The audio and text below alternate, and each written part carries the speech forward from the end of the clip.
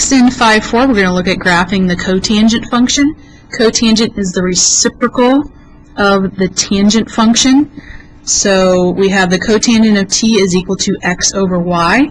So if we have that in terms of sine and cosine, that's going to be the cosine of t over the sine of t.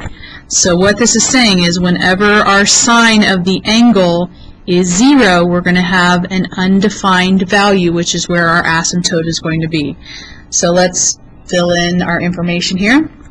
So cosine divided by sine, 1 divided by 0, undefined.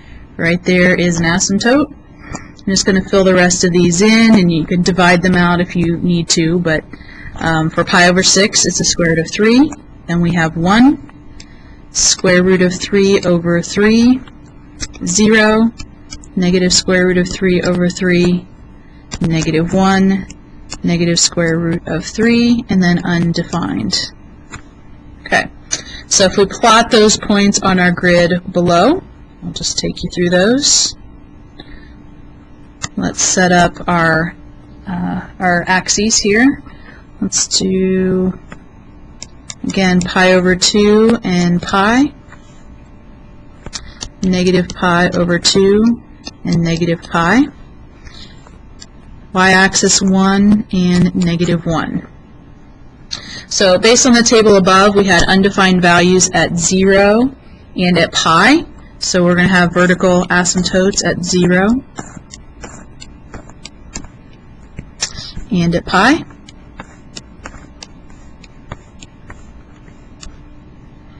Okay, at our midpoint between our asymptotes, we have our x-intercept, which is at pi over 2. And then we're going to find the midpoint of this upper half and then go up 1. The midpoint of the whoops, backwards, I'm doing the tangent graph, sorry about that. This one we're going to find the midpoint here and go down 1. And then find the midpoint of the lower half and go up 1. And if we sketch in our graph, here is our cosine or cotangent function. And if we wanted to go ahead and put in another one to fill out the graph, we would have another asymptote at negative pi. Our midpoint would be at negative pi over 2. We would have a point here and a point here. And then again, we would sketch in our curve. Okay, so the one in green is 1 period, and then we just repeated it over on the left. Okay, so here's our basic information about the cotangent function.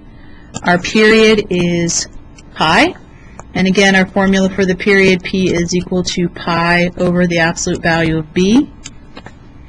Amplitude, again, there is none. But our A value means vertical stretch or compression. Our domain is everything, again, except where we have our asymptotes, so that's all real numbers, except t is equal to pi k, because you see every pi there is an asymptote.